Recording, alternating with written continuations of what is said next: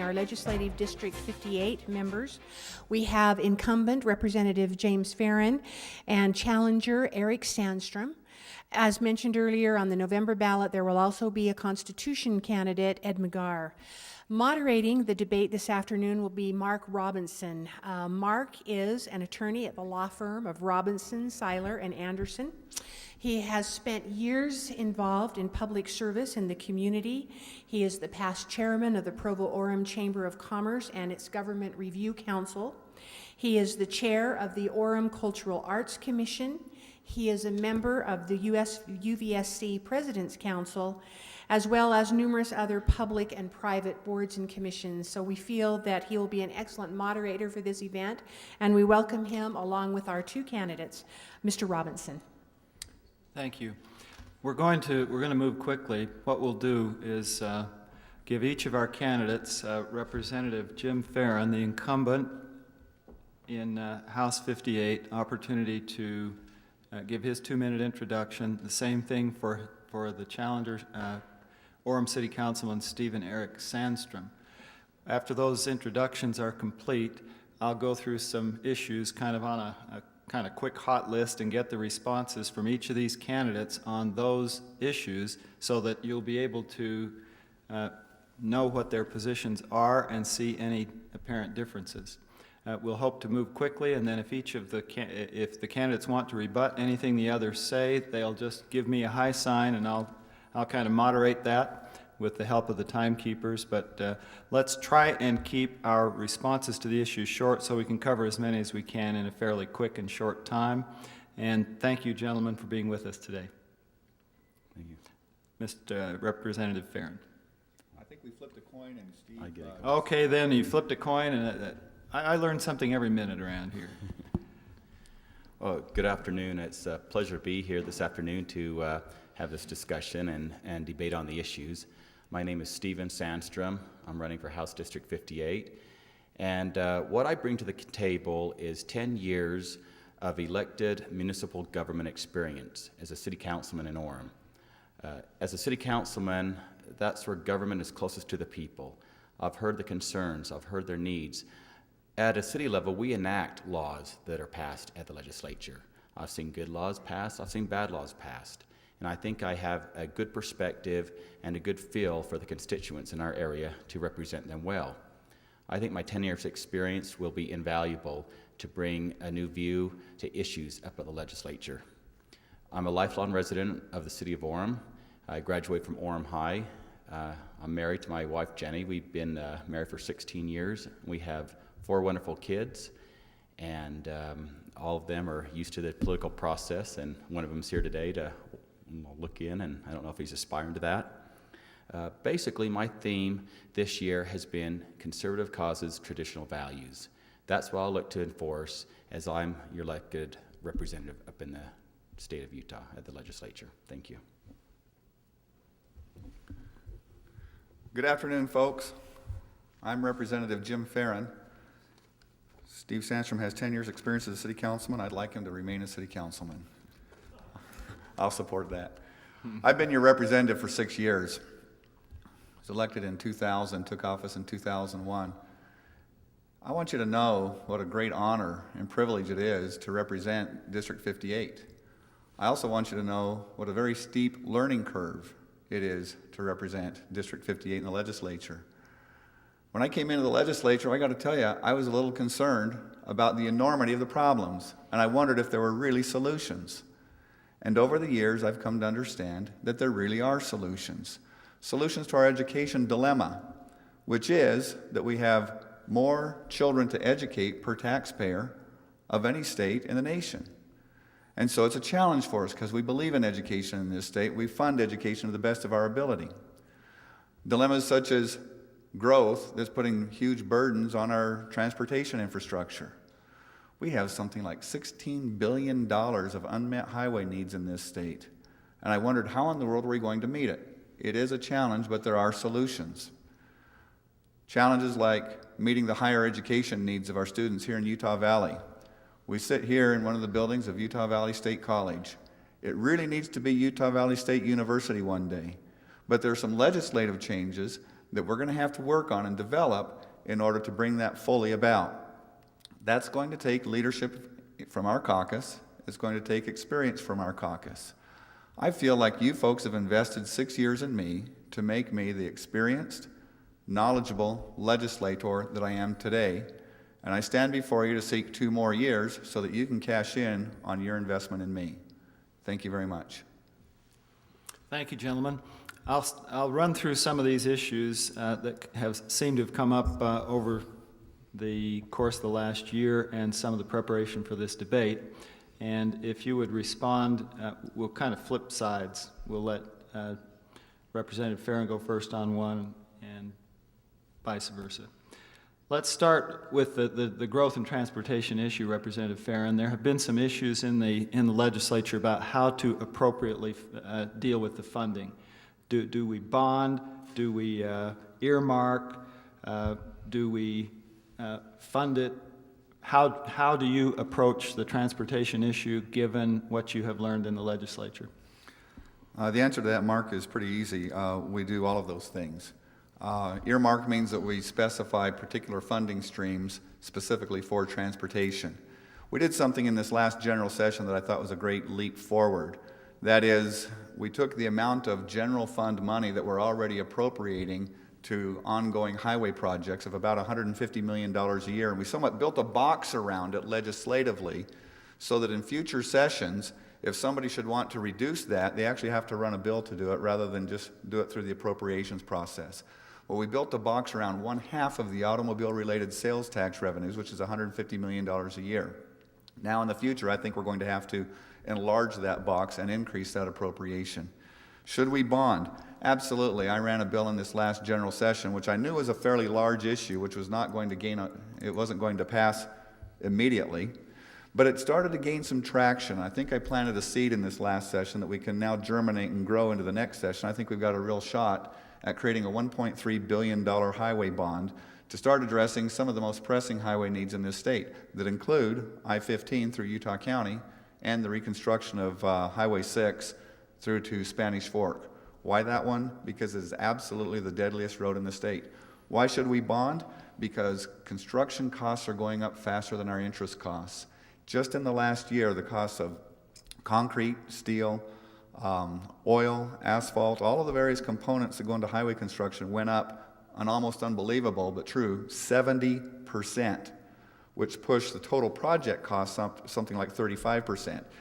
That's not a trend that's going to continue forever, but if they continue to rise at 10 or 15% per year, then I think we have a duty as conservative Republicans to actually bond and stop the growth in expenses and start that highway project now. And I've already opened the bill file, and if reelected, then that is absolutely one of the priorities that I'll be pushing. Thank you.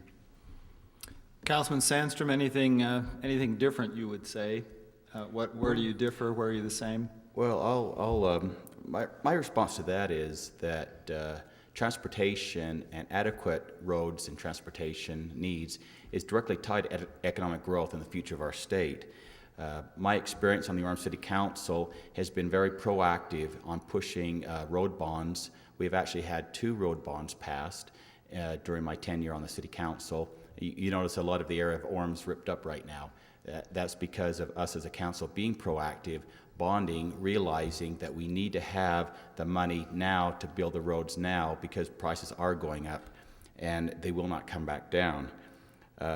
One issue that has been a little troubling with the legislature is that they have made moves to lower the amount of the gasoline tax that cities get from the legislature as a way to get more money for state roads. I think we need a solution that addresses, maybe through bonding with the state, addresses state needs while keeping cities whole with their portion of the gasoline tax, because that's a big way that we keep the maintenance and ongoing work on our city streets that are so crucial to the economic growth of our state. I've been very proactive on working with MAG, Mountain Land Association of Governments, on the plan to redo I-15 through our county. That's something that all the cities in the area have worked together, different models. I've been actively involved with their committees as far as a collector distributor system throughout Orem in our district and to improve I-15. I wholeheartedly support the idea of bonding. As I said, this is something I support as an Orange City Councilman and feel it is the way to go to solve our transportation needs. Gentlemen, let's jump over to education. There are a lot of subparts to this one, so I'm just going to bounce back and forth. Okay. Let's start off with the vouchers, the tuition tax credit issue, the idea of competition in education. Mr. Sandstrom, if you'd go first on that one. So we're just talking just about vouchers On and just the tuition. voucher, tuition tax credit, and if there's an issue with public versus charter versus private, and you want to address that, now's the time. Okay. First of all, in relationship to tuition tax credit and vouchers, I do not support the current bills that have been brought forth in the state legislature for a voucher system or for tuition tax credit.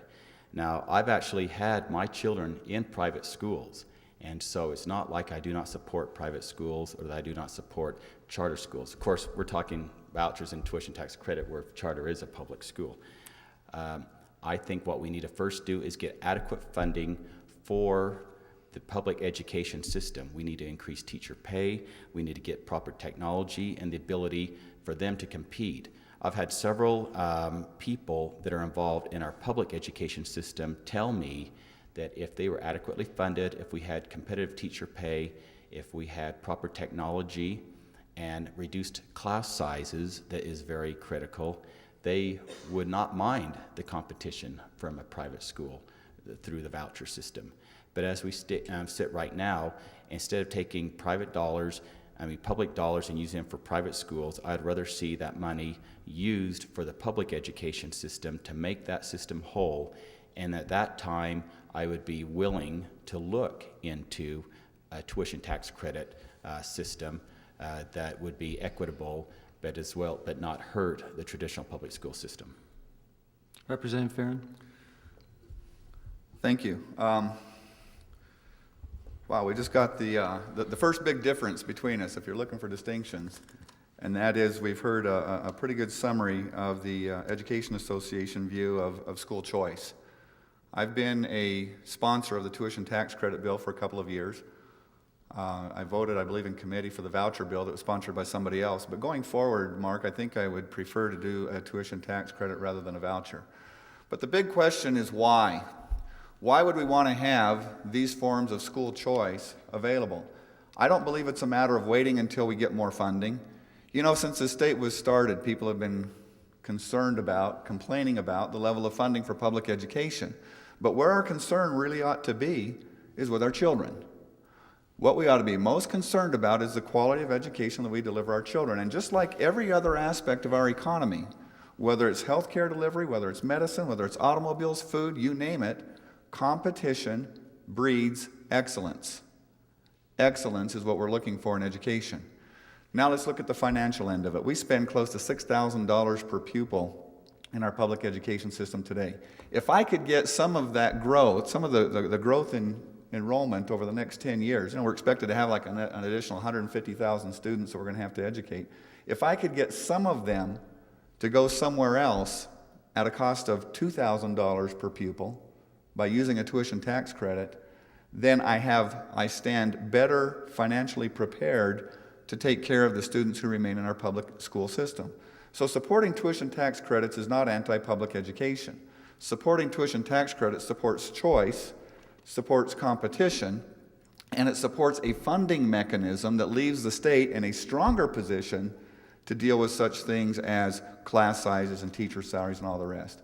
So I am an unabashed supporter of that, and the union has unabashedly opposed me on that every time, and I think we just found our first big difference. No Child Left Behind. Any comments that you would have on a state level, recognizing it's generally a federal issue, but there's been a lot of heat in the legislature on that. Mr. Farron, if you'd like to go first. Yeah, I don't want to leave any children behind either. It's a great name on a bad federal policy. The difficulty there is that we have federal mandates that are really distorting the nature of what's happening in our classrooms. For instance, everybody wants a highly qualified teacher, but that's come to mean that the teacher has a college degree, a bachelor's degree for the specific discipline that he or she is teaching, which sounds pretty good, and who wouldn't want that? But you go into a rural area where you have a small high school, where you have an English teacher with a degree in English who also happened to serve an LDS mission to Japan, who wishes to teach a section in Japanese. Well, that teacher can do it, and it is happening, but under No Child Left Behind, we have to send notifications to the parents that their children are being taught by a non-highly qualified teacher. The other big hang-up I've had with it are the testing and reporting duties under No Child Left Behind. Frankly, our own testing and reporting duties with UPass are exceedingly thorough, enable us to disaggregate the data and understand it in any way we want to, but No Child Left Behind is requiring us to test third graders, this year's third graders, against last year's third graders, which are a different group of students. And frankly, we've gone round and round with the Federal Department of Education on that particular issue. I once called No Child Left Behind the Federal Education Blackmail Act. I myself, I would be willing to give up the roughly 6 or 7% of our public ed budget that the state or that the federal government provides and totally opt out of any federal involvement in public education. In fact, I'd like to see our Congress people abolish the Federal Department of Education and just leave the dollars with us altogether. Mr. I'll Sandstrom. end on that note. Yep, I think so. As far as No Child Left Behind, maybe we had a difference last time. This time I think we're pretty close to the same. I am opposed to federal mandates in any form on our education system. I believe the government is best when it's closest to the people. I believe our local school boards should be the ones that set policy and set curriculum and set the direction that they want to take their constituents, because they're the ones that are closest to the people. They can react the closest. Now, does that mean that there shouldn't be guidelines from the state? No, there needs to be a certain set of parameters and guidelines, but the local school boards need to control the curriculum. No Child Left Behind looks more at testing than anything else, and I don't even believe that the testing is 100% reflection of the advancement of a child. And so would I support us getting out of No Child Left Behind? I certainly would. Would I support an abolition of the U.S. Department of Education? I certainly would. So we're pretty close there. I'm just going to use the last bit of my time just to make one more comment on the tuition tax credit. I am in favor of competition through private schools. Like I said before, I've had my children in private schools. Maybe if you asked me this question a few years back, I would have jumped at the offer of a tuition tax credit. The problem is I would like to see us make our private school system better and keep the charter school system alive, because the problem with the tuition tax credit is that you have to expend that money throughout the year before you can get that credit. So is that going to help the average person that's struggling month in and month out to make their house payment, make their bills? Are they going to be able to afford the tuition for a private school waiting for it to get it back as a tuition tax, as a tax credit? That's one of the problems I see. I'd like to have a solution that gives competition, but that also will make it so everybody has access to the program.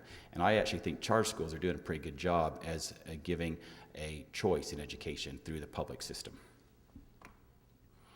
Gentlemen, drilling that down a little bit, the legislature approved a process a couple of years ago and refined it to allow local school districts an option to split up and become smaller. Councilman Sandstrom, your position on that legislation and the splitting of the Alpine School District, generally and specifically, if you have an opinion on that. Okay, well, it's already noted, I've been on record that I voted to study the issue as a member of the Gorham City Council, since it is the city councils that put that forward. At this point, I'm taking a wait-and-see approach. I'm not saying that I am closing the door to having Orem have its own school district, but I'm not out there being, I guess, a cheerleader per se in Orem having its own school district. I happen to believe that the Alpine School District is doing a very good job educating our children. We have among the highest test scores in the state. We have among the highest test scores in the nation. We have just about the highest percent of kids taking and passing the AP test in our district. Our district is doing a pretty darn good job of educating our children. Have there been issues? Yes. I believe the single biggest issue behind the split, as far as the parents go, is the investigations math. I heard that in and out by several people, and I flat out told people in the Alpine School District that I think that the investigations math issue was not a good program, and that's what's causing a lot of the turmoil, I believe, within the district. I know that they're changing their policy on that right now. They're starting to be proactive. Should have it happened sooner? Yes, it should have happened sooner. I believe that 100%. But the bottom line is, I do not believe you pull a city away from a school district simply because of one program, such as investigations math. Now, if it makes economic sense to do so, and we can show it's going to be more responsive, possibly. And that's why I'm taking a wait-and-see approach to this issue, because I want to look at the study. So I'm not going to go on record right now, Mark, saying that I'm going to support or not support that. I want to look at the study and see what it says. Thank you. I think it's conceivable that the study that's about to be launched will enlighten us in many ways, and there may be some very compelling reasons to want to do it. There may be some compelling reasons to not want to do it. So like Councilman Sandstrom, I'm not going to say absolutely I do. However, what I will say is I voted for the bill that created the process, and at this point I would be an enthusiastic supporter of promoting the effort to create an Orem district. Not just because of investigations, but because researchers nationwide have figured out something that I think all of us know intuitively, and that is that smaller school districts are more responsive to parents, more responsive to students, and produce better results. There's empirical data that bears that out. Smaller districts, smaller schools serve children better.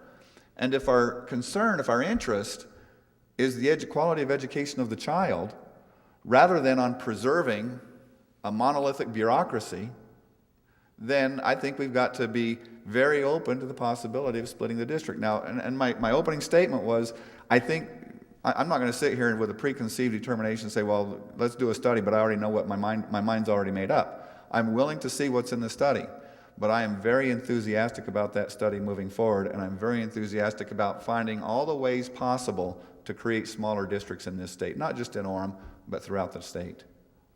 Final education question gets into a kind of a sticky wicket in that it brings up the conflict of interest issue as it pertains to a citizen legislature and part-time. Each of you are involved in your own way in some economic form in the education issue with either funding of charters or with doing contract work for school districts, private, whatever. If you would address your feelings about the conflict of interest issue, whether being financially involved in matters that you may have come before you legislatively, what your response is to that, and how you feel about it. And Representative Farron, you get to go first this time. Great, thank you. You know, I came into the legislature in 2001, and some constituents came to me, and they said, state law only allows for 8 charter schools to exist in this state. We'd like to create a 9th one right here in Linden, right here in District 58, but the State Office of Education tells us that we have to change the statute in order to do that. So they came to me and said, would you run a bill that would increase the number of charter schools that can be in Utah? And I said, what's a charter school? I had no idea. So they took the bill over to Senator Stevenson in the Senate, and he sponsored it, and by the time it passed the Senate and came over to the House, I had boned up on what charter schools were about and had become a fan. And so I sponsored that legislation in the 2001 session in the House of Representatives. It passed, and under that we've increased the number of charter schools from 8 serving 1,260 students to right now, this fall there will be about 50 serving nearly 20,000 students. Conflict of interest is one of those great charges that you throw up against an incumbent serving in a citizen part-time legislature. And if Steve Sandstrom is fortunate enough to win this race, then 2 years from now there's going to be somebody sitting here throwing conflict of interest at him because it comes out of like page 1 of the challenger's manual. The truth is we have a citizen legislature where everybody has a job outside of the legislature. And one of the jobs that I have, as of about a year ago, is we formed a company that builds charter school buildings. I'm really proud of that work. I'm really proud that I support school choice within in the legislature, within the public school system, and I'm also proud that I support school choice outside of the legislature. And for somebody to throw up this conflict of interest thing, they really have to connect the dots and tie it to either bad public policy that's been advanced in order to benefit the legislator, and then you got to argue, first of all, that it's really bad public policy, or you got to argue that policy's been passed which uniquely affects the legislator differently from everybody else in the state. And I would submit you'll not find it in anything I've done. I'm very proud of the work that we've done. This has become a campaign issue, not one that I've brought up, but it's been in the papers for quite some time that we've seen about the charter school issues and some legislators, including Mr. Farron, involved in the business. I want to make one thing very clear on this issue. I've only commented on it one time in a piece of campaign literature I put out because I had so many people asking me about it. And what I said with this, and I'll say what I've said, and this is what I continue to say publicly, and nothing more, nothing less. I state very clearly that we have a part-time legislature. Conflict of interests are inevitable. That's a given. I'm a part-time city council member. I know how that works. Mr. Farron, like he said, has not broken any House rules promoting charter school legislation. He has not broken any laws promoting charter school legislation. However, I do think that it becomes a little bit of a public ethics issue when you carry legislation, specific legislation, to a business that you are doing outside of the legislature, very specific targeted legislation. And that's been my comment on this issue, and that's been my stand.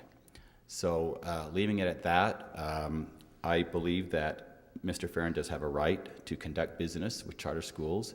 I am not opposed to charter schools. I think that Mr. Farron stated that I should stay on the city council. I think maybe Mr. Farron should just go full-time developing charter schools and let me be in the legislature. That would be great. So, like I said, I have never made the charge that any laws or rules have been broken. And I still feel like this relationship is not proper. And at that point, I guess I'll just leave it at that. Okay, Could I chime in again? you may. A lot of folks have insinuated here that I've run legislation in order to benefit my business. And I understand that's what folks have said. And specifically, folks have referred to land use ordinances pertaining to the development of charter school buildings. And in the name of truth, we ought to recognize a timeline here.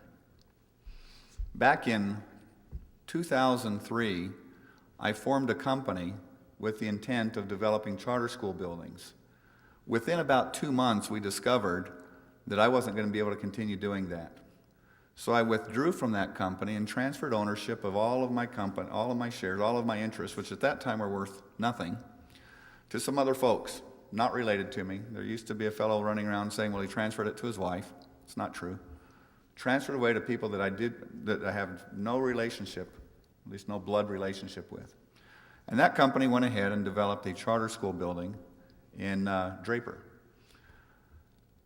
In 2004, the Speaker of the House asked me to be the chair of a subcommittee or of a task force that would look at issues of charter schools, not charter schools, of school buildings in general. But one of the issues that we looked at were the construction issues and land use ordinances surrounding charter school construction, because our municipal code and our county code had all been developed years before charter schools even came into existence.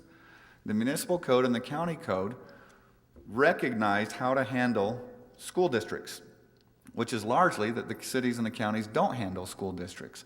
But they were recognized within the code, but charter schools were not. And so this task force in the summer of 2004 looked at that issue and unanimously voted to bring about a regulatory regimen that would address charter school construction within the county code and the municipal code.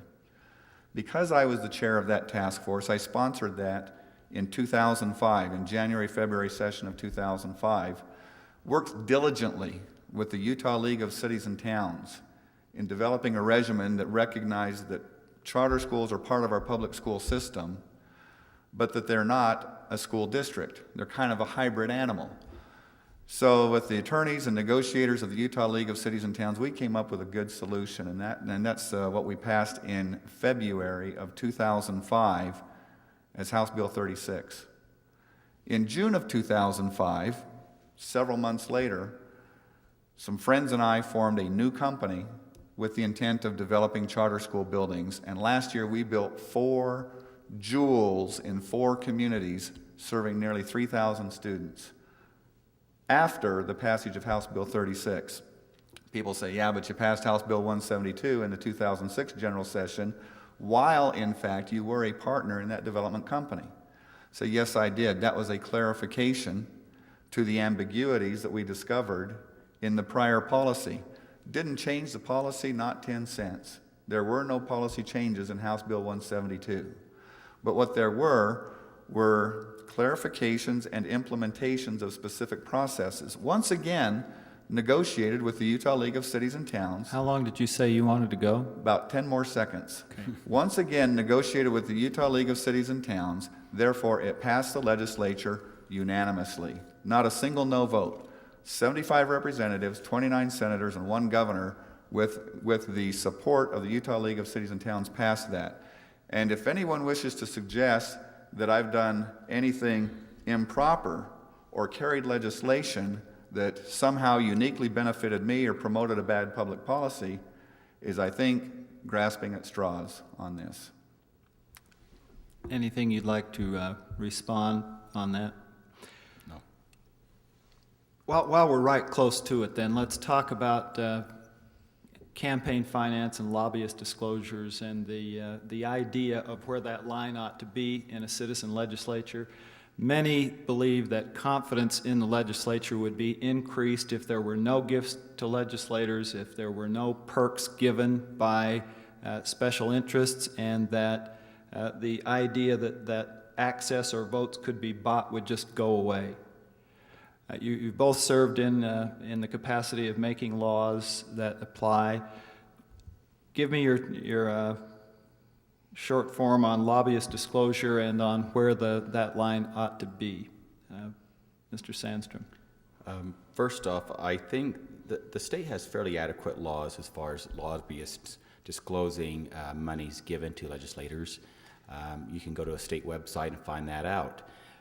I do not believe, however, that legislators or city councilmen should receive gifts from lobbyists because it just has the very appearance of everything not being above board. Now, currently the law states that you can receive a gift up to $50 in value. That might be the tickets to a basketball game or something. I'm fairly satisfied that law does not allow a lobbyist to abuse the money that they have in giving some. So, No need to change it. You're okay with it where it is. well, I would not mind seeing a bill to stop all gifts to legislators and city councilmen and county attorneys and everybody else. I Okay, think that's Representative Farron? Yeah, currently legislators can receive gifts of any value. It's just that if it's under $50, it doesn't have to be reported specific to that legislator. And I'd be real comfortable, frankly, with eliminating the gifts altogether, down to maybe a limit of $5, because I recognize that there are citizen groups out there that are looking to differentiate their message or get the attention of a very, very busy legislator, and so they want to staple their note to a bag of M&Ms, or they want to give us a ballpoint pen to make their point. And I wouldn't turn those folks into criminals, nor the legislators who receive them into criminals for those sorts of things. I used to carry around with me, it's probably still out in my car, my bag of gifts that I got, and it includes some hand cleaner, some hand sanitizer from IHC, and yeah, I did take a gift from IHC, hand cleaner, and a lot of other little trinkets.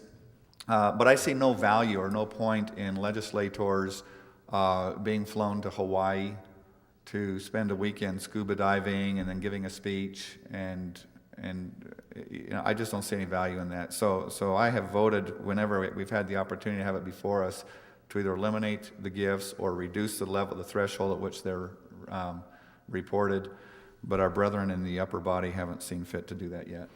Gentlemen, I've got, go Well, just ahead. One quick One follow-up. final rebuttal on that. It's not really a rebuttal, it's just showing my naivety, I guess. I thought that city council members had the same laws that, for them that the legislators do. Apparently not. So we're under $50 as a city councilman. I think that's appropriate if a group wants to take you to lunch or something. But I would absolutely support limiting it to the $50 like people on the city council do, because I agree, we shouldn't be flown to Hawaii, all expenses paid by a lobbyist. District for House Seat 58, that would be Mr. Ed McGarr from the Constitution Party. And so we'd like to turn the time over to Mr. McGarr for a 2-minute presentation. Thank you. Boy, that's more applause than there was in the entire one earlier when it was the congressional race.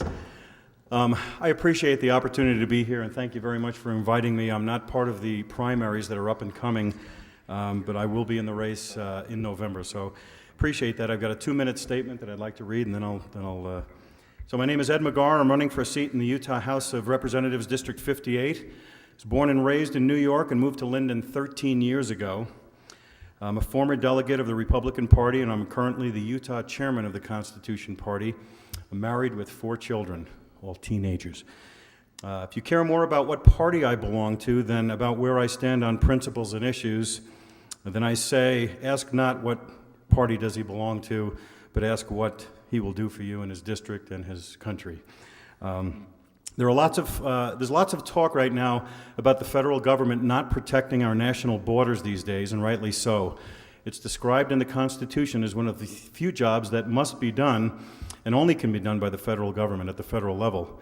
There's another border that needs to be protected as well, also defined in the Constitution, that is just as porous and neglected as our border with Mexico and Canada. That border is the one that separates the responsibilities of governance between the states and the federal government. The 10th Amendment of the Constitution of the United States reads as follows: "The powers not delegated to the United States by the Constitution, nor prohibited to it by the states, are reserved to the states respectively, and to the people." This has been largely neglected by state legislatures throughout the nation. Our state government could do a much better job at protecting states' rights. We've allowed the federal government to step way over its bounds to intrude upon the citizens of Utah in areas where it has no business nor constitutional authority to do so in the first place. Think about it. Utah receives large amounts of federal money in areas with lots of strings attached, which is nothing short of bribery. And in exchange, we give up our freedoms to govern ourselves in many critical areas where responsibilities to govern is ours in the first place. Again, I believe that Utah is best governed by Utahns and not by federal bureaucrats. So why do we keep taking the money? Consider education. The federal government under the current administration calls it No Child Left Behind. It had another name under the Democrats before the current. And in 2006, it carries a $65 billion budget.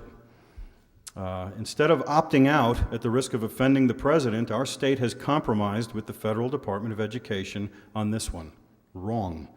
The authority for educating my children starts with me, then with my community, then the county, and then if needed with the state.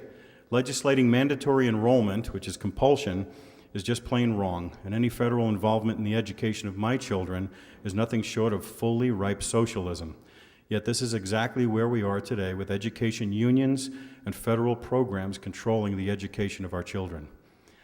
Another thing, because of the federal level precedent, we abort babies by the thousands, about 4,000 a year here in Utah, when it's clearly not the will of the majority of the Utahns, nor is it moral nor constitutional, in my opinion. Utah could simply stop the practice. Why have we not stepped up as Utahns to end the murder of the unborn here in our state? If you elect me, I will fight to remove restrictive legislation that gives power to government at levels where it doesn't belong. If you're looking for someone who has no desire to advance in a political party and cater to its ever-changing agenda, but will legislate based on fixed principles, you vote for me.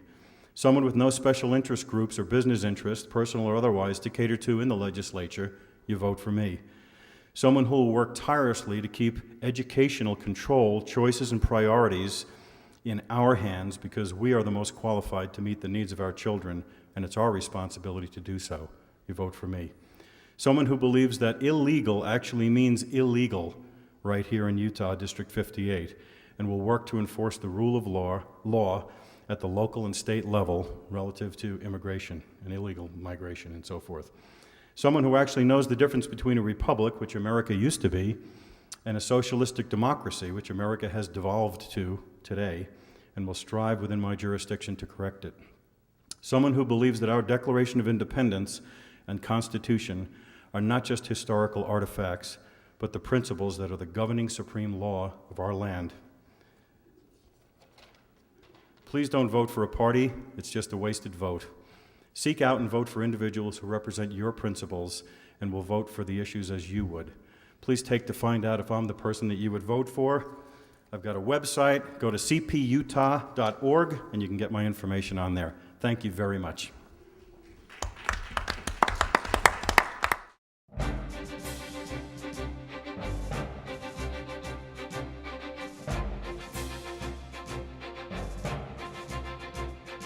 We now like to take an opportunity to hear some statements from the candidates in House District 61. We'll first hear from the gentleman involved in the Republican primary, which will be voted on June 27th. And I see Mr. Keith Grover in the audience. Keith, if we could ask you to come forward and speak for 2 minutes. We'll ask our timers to be active, and then we will have the other candidates come forward as they arrive in the hall. Keith Grover, candidate for House District 61. Hello, my name is Keith Grover. I'm running for House Seat 61, which is the majority of Southwest Provo and a small corner of the south part of Orem. I would like to tell you just a little bit about myself, since I'm going to, this is the first time many of you have met me.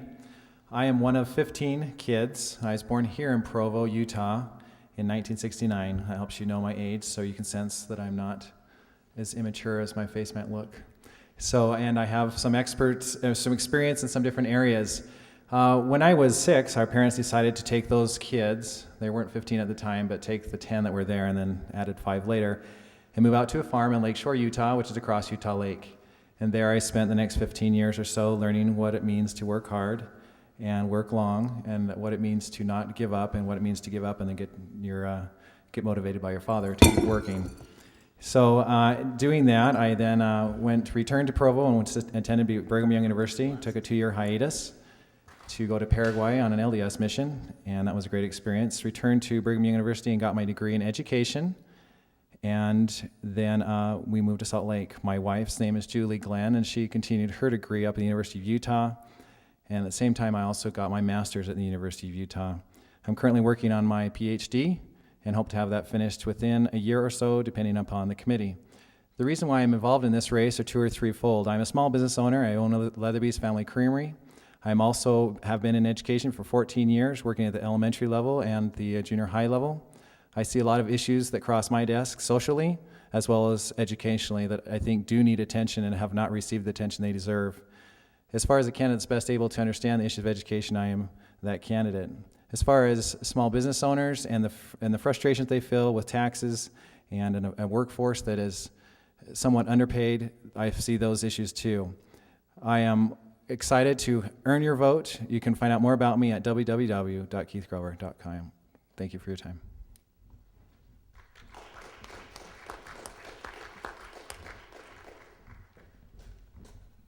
Thank you, Keith. We will now hear from Gar Judd, a candidate in the Republican primary for House District 61. Mr. Judd, if you'd please come forward.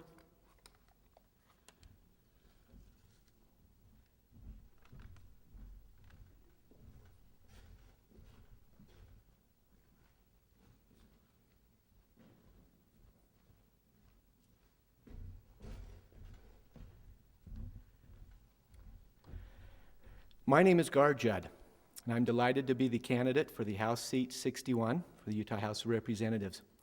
I've been asked many times over the last several months, why have I decided to get in this race?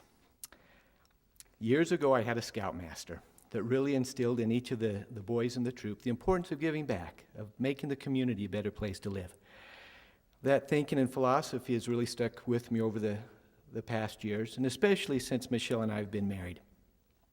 And so I found that in all the avenues and areas of business and community service that I've been involved in, it's been important for me to contribute to the community, to make our area where we live a better place.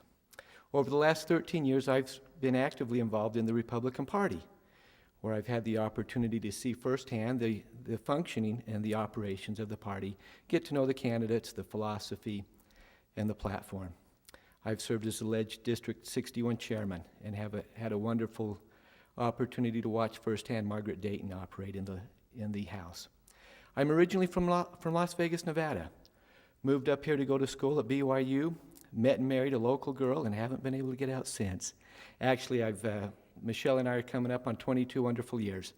We have 3 children, 16-year-old twin daughters, and a son that we just put in the MTC on Wednesday who's going to Russia to serve an LDS mission.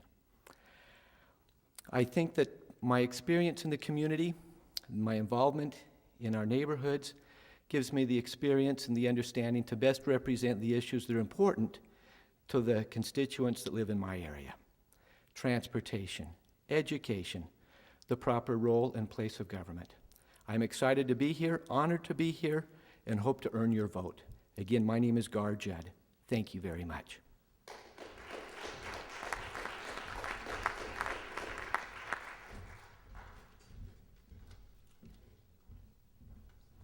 Thank you, Mr. Judd. We'll now hear from 2 candidates that are not involved in the primary races on June 27th, but will be on the ballot in November for House District 61.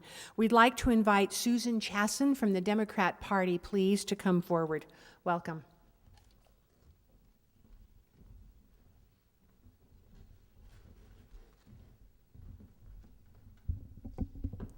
Good afternoon. I'm Susan Chasson. I'm a nurse practitioner, and certified nurse midwife. I've been a healthcare provider in Utah County for more than 15 years. And I'm running for this office, and I want your vote in November. And the reason why is I want to make a difference. And I think I've been doing that in this community for more than 19 years through my involvement with the Children's Justice Center. But I also want to tell you I'm tired. And I'll tell you what I'm tired of. I'm tired of getting up at 2 in the morning and going up to Salt Lake to see victims of sexual assault, or going to American Fork Hospital, or going to Utah Valley Hospital. And I want to do something about this. Utah published a report this year, Rape in Utah. 1 in 8 women in the state of Utah have been a victim of rape or sexual assault. And I feel that if you put me in the legislature, I'm going to make this problem a priority. And by doing that, we will solve many problems. Drug addiction, substance abuse, healthcare problems, dysfunctional families. All of these things stem from the fact that we have so many victims. And this only talks about women who are victims in our state. It does not talk about the men who have also been victimized in the family. So I want to make primary prevention of sexual violence a campaign issue, because nobody else is talking about this. Now, 2 years ago when I ran, I talked about health care. Nobody was talking about that then. And you know, funny thing is now everybody's talking about health care and how it impacts people in our community. The fact that 1/3 of the people, or up to 30% of people, don't have health insurance at some point in time is a major issue that I also will be talking about during this campaign. But I'm here to make a difference, and so I want people talking about this. If you want to talk about this also, go to my website, check Chasson, that's CheckChassasson.com. And there's a section there on preventing sexual violence. It will send you to several websites where there are some excellent programs that have already been developed for preventing sexual violence in our communities. It will also give you the direct link if you want to read this report, because as I said, I'm tired of getting up in the morning and working with victims, and it's not that I'm going to quit doing it because the victims are still there, but it's time that we as a community do something about this problem. Thank you.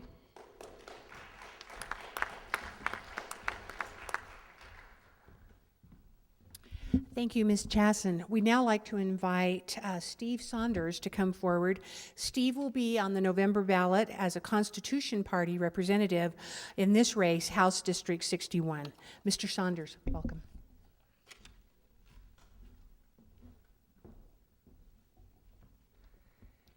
It's wonderful to be here in the presence of concerned citizens and sincere candidates. What a wonderful event this has been.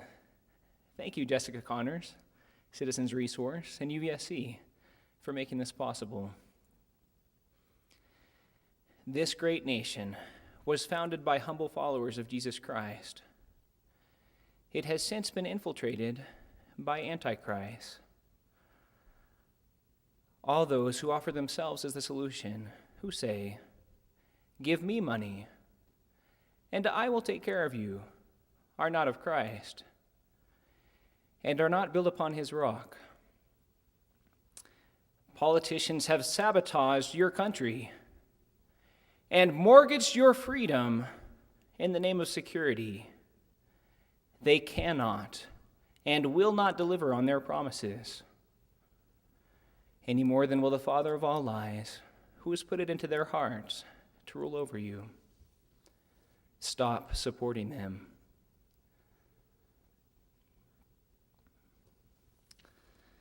Stop looking to them for solutions to your problems. Stop voting for them.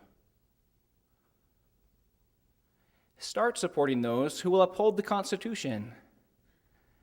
Start looking to the Lord as your lawgiver and solution provider. Start voting for those who fear God and not man. May the Lord bless you with righteous leaders, inasmuch as you seek them out, support them, and vote for them.